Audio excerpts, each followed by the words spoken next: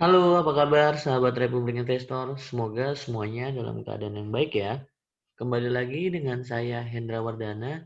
Di video kali ini saya akan coba sharing ke teman-teman investor, khususnya investor yang baru pemula, karena di video kali ini saya akan coba sharing mengenai istilah-istilah yang ada di pasar modal, khususnya untuk investasi saham. Apa aja sih istilah-istilahnya? Nah, buat teman-teman sebelum dimulai videonya, kalau misalnya memang merasa video saya dan tim Republik Investor yang lain bermanfaat buat teman-teman, tolong untuk dibantu di subscribe, like, dan di share ya ke teman-teman yang lain, agar teman-teman yang lain yang belum tahu Republik Investor, jadi pada tahu Republik Investor.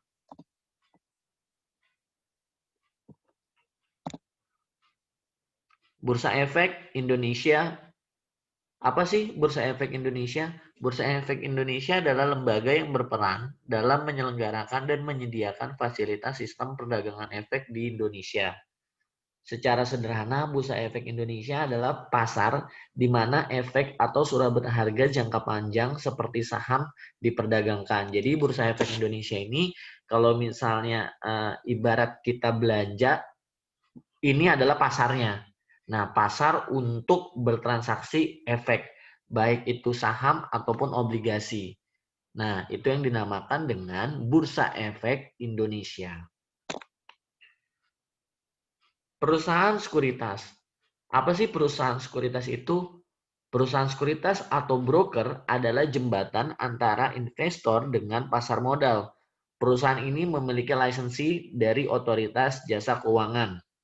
Untuk membeli saham, kamu harus membuka rekening efek di perusahaan sekuritas atau broker ini. Jadi kalau misalnya kita ingin bertransaksi saham, hal yang harus dilakukan pertama kali oleh investor adalah pergi ke perusahaan sekuritas. Jadi bisa dibilang perusahaan sekuritas inilah sebagai penghubung kita untuk bertransaksi di pasar modal. Nah, pilihannya itu ada beberapa sekuritas, di antara lainnya ada BNI Sekuritas, ada CMB Sekuritas, ada IPOT, ada MNC, ada Mandiri Sekuritas, ada Panin Sekuritas, dan ada Mirai Sekuritas. Jadi itulah nama-nama sekuritas yang bisa teman-teman investor baru untuk datang ketika misalnya teman-teman ingin bertransaksi di pasar modal. IPO. Apa sih IPO itu? IPO adalah Initial Public Offering atau biasa yang dikenal di mana perusahaan menjual sahamnya kepada masyarakat dengan tujuan untuk memperoleh dana tambahan serta mempercepat ekspansi perusahaan. Beberapa alasan mengapa perusahaan akhirnya melepas sahamnya atau menjadi go public. Nah, yang pertama adalah memperoleh sumber pendanaan. Memperoleh sumber pendanaan. Yang kedua adalah memberikan keunggulan kompetitif. Yang ketiga adalah meningkatkan citra perusahaan. Nah, apa sih memperoleh sumber pendanaan baru? Jadi ketika misalnya perusahaan menjual sahamnya, pasti akan dapat dana baru, dana segar. Ya ini untuk apa? Biasanya itu untuk pengembangan perusahaan, untuk penambahan modal kerja. Ya usaha adalah faktor yang sering menjadi kendala banyak perusahaan. Dengan menjadi perusahaan publik, kendala pendanaan tersebut akan lebih mudah untuk diselesaikan. Nah, yang kedua, memberikan keunggulan kompetitif. Melalui penjualan saham kepada publik, perusahaan berkesempatan untuk mengajak para partner kerjanya seperti pemasok atau supplier dan pembeli untuk turut menjadi pemegang saham perusahaan. Nah, meningkatkan citra perusahaan. Dengan go public, suatu perusahaan akan selalu mendapat perhatian media dan komunitas keuangan. Itulah beberapa hal perusahaan ingin melepas sahamnya menjadi perusahaan go public atau TBK. Nah, kode saham. Setiap perusahaan yang tercatat di Bursa Efek Indonesia akan memiliki kode saham yang terdiri dari 4 huruf. Kode saham ini sangatlah mudah untuk dihafal ketika kamu sudah terjun ke dunia investasi saham. Jadi contohnya, saya ambil contoh di sebelah kiri teman-teman, itu ada SII. SII ini adalah Astra International Tbk, UNPR adalah Unilever Indonesia Tbk, Telkom adalah Telekomunikasi Indonesia, GGRM adalah Gudang Garam Tbk, HMSP adalah Sampurna, BBCA adalah kode saham untuk Bank BCA. Jadi, kalau misalnya teman-teman ingin bertransaksi saham, kodenya itu adalah 4 huruf. Kodenya 4 huruf. Jadi, nanti dengan sendirinya teman-teman akan hafal dengan sendirinya ketika misalnya teman-teman rajin mengamati saham. IHSG, apa sih IHSG itu? IHSG itu adalah indeks harga gabungan atau indeks utama yang menjadi indikator pergerakan semua saham yang terdaftar di Bursa Efek Indonesia. Jadi kalau misalnya ada sekitar 600 sampai 700 saham, ya total dari 600 sampai 700 saham itulah yang menjadi rata-rata indeks harga saham gabungan. Jadi total keseluruhan dari indeks harga saham gabungan kita itu berapa. Nah, makanya kalau misalnya teman-teman melihat berita ekonomi pasti ada menyebut indeks harga saham gabungan. Nah, itu adalah indeks utama yang menjadi indikator pergerakan semua saham yang terdaftar dalam Bursa Efek Indonesia.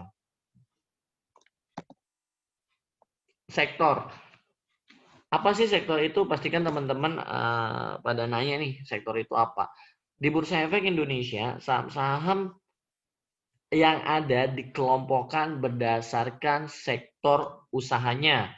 Misalnya ada agri atau pertanian. Biasanya itu kalau misalnya agri itu ada AALI, ada BWPT, ada Landut Sumatera atau LSIP. Terus juga misalnya contohnya mining atau pertambangan, ada Adaro, ada Bumi, ada Doit. Terus ada basic industry yang biasanya mencakup usaha pengubahan material dasar menjadi barang setengah jadi. Misalnya subsektornya seperti sektor misalnya sektor semen. Itu ada semen Gersik, ada INTP.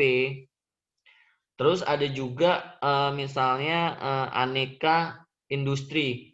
Aneka industri itu biasanya usaha pembuatan mesin-mesin berat seperti katakanlah Astra, Auto, Imas.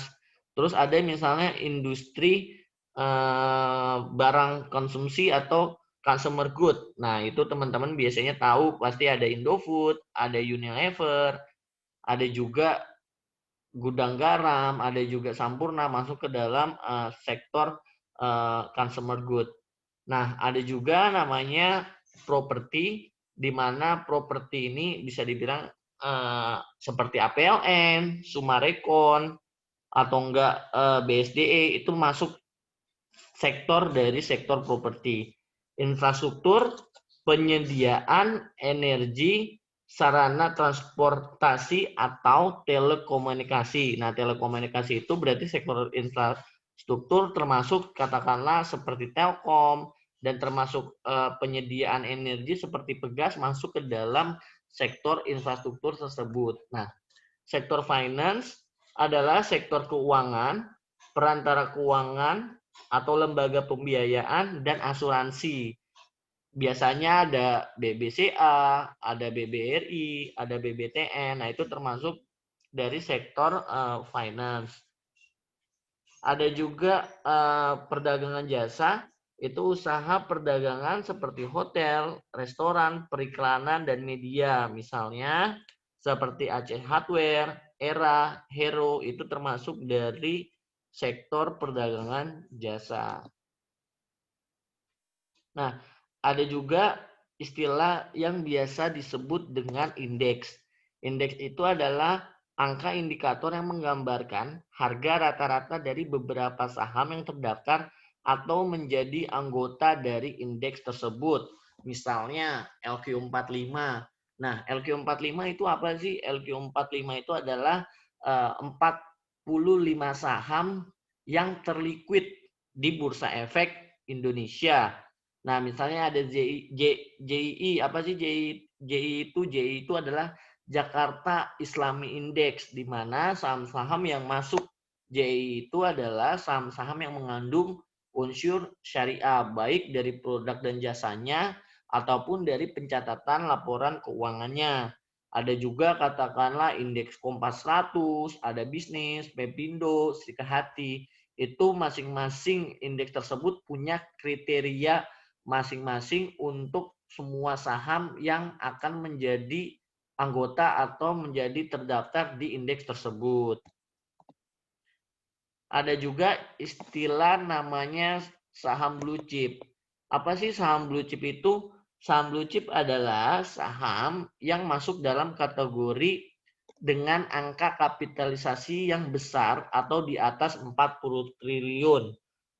Tentu dengan nilai pasar saham sebesar itu, bukanlah perusahaan main-main atau abal-abal yang tergolong memiliki saham blue chip. Perusahaan dengan kategori saham blue chip ini adalah perusahaan besar yang memiliki etos kinerja yang baik, fundamental yang baik, serta dikelola oleh orang-orang yang bisa dibilang profesional. Jadi kalau misalnya saham blue chip itu bukan saham-saham yang bisa dibilang market cap-nya kecil, yang likuiditasnya kecil. Pasti kalau misalnya saham blue chip, likuiditasnya itu bisa dibilang sangat dijaga atau sangat dikontrol di Bursa Efek Indonesia. Nah, ini adalah market cap. Apa sih market cap atau kapitalisasi pasar? Itu adalah istilah yang menunjukkan harga keseluruhan dari sebuah perusahaan, harga yang harus dibayar seseorang bila ingin membeli 100% kepemilikan perusahaan tersebut melalui pasar sekunder. Kapitalisasi pasar dihitung dengan mengalihkan jumlah lembar saham beredar atau outstanding share dengan harga per lembar saham saat ini. Nah, ini data yang saya ambil di kiri. Ini pada tahun 2020, mungkin kalau nggak salah pertengahan. Ini saham dengan market cap terbesar pertama itu ada Bank BBCA itu sebesar 680 triliun, ada Bank BBRI 379 triliun, ada Telkom 325 triliun, ada Unilever 307 triliun, ada Bank Mandiri 225 triliun, ada Sampurna 201 triliun, ada Astra Internasional 198 triliun,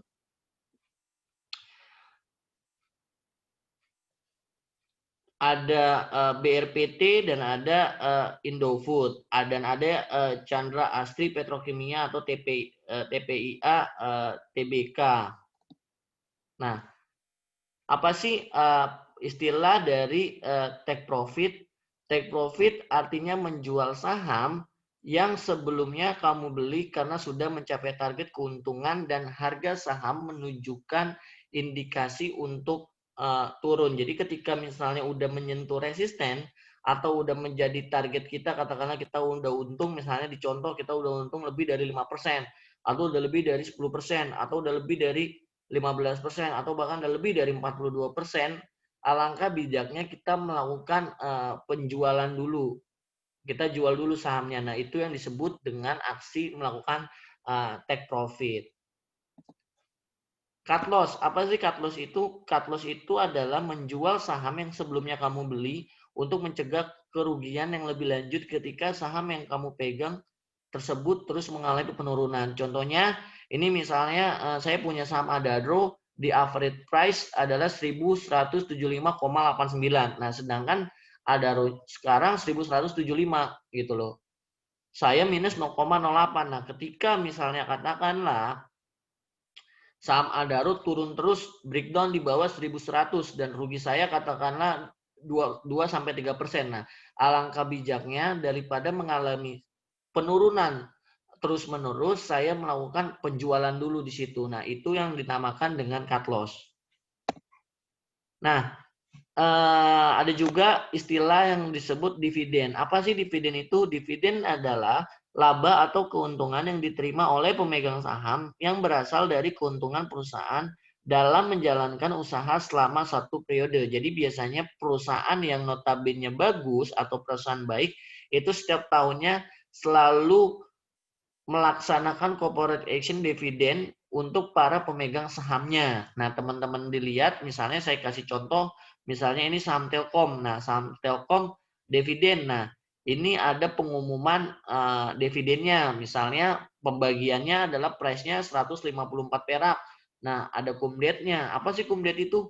Cum date itu adalah tanggal batas terakhir ketika misalnya kita ingin memiliki atau memperoleh dividen tersebut. Jadi kalau misalnya saya pengen punya dapat dividen Telkom, mau nggak mau pada saat itu saya harus punya Telkom beli maksimal atau terakhir itu di tanggal 29 bulan 6 2020. Nah, X-date-nya adalah ketika misalnya saya pengen jual tapi saya masih tetap dapat. Nah, itu jualnya itu pas di X-date-nya. Itu tanggal 30 bulan 6 2020. Recording date-nya itu adalah pencatatan siapa aja orang-orang yang berhak memperoleh dividen. Itu namanya istilah dari recording date-nya. Itu tanggal 1 bulan 7 2020. Nah, payment date-nya itu adalah pembayaran hak para pemegang saham atau pembayaran dividennya. Itu tanggal 23 tanggal 7 2020. Nah, jadi itulah istilah-istilah yang ada di bursa saham kita atau di pasar modal Indonesia. Jadi buat teman-teman, kalau misalnya memang ada ide yang menarik untuk kita bahas, baik itu secara dasar ataupun secara yang bisa dibilang menarik untuk dibahas mengenai metode investasi saham, boleh teman-teman coba komentar di kolom komentar. Kalau misalnya memang idenya menarik, saya akan coba bahas dan tim Republik Investor yang lain pasti akan coba bahas materi tersebut. Itu aja video dari saya. Semoga video kali ini bermanfaat buat teman-teman. Happy cuan semuanya teman-teman.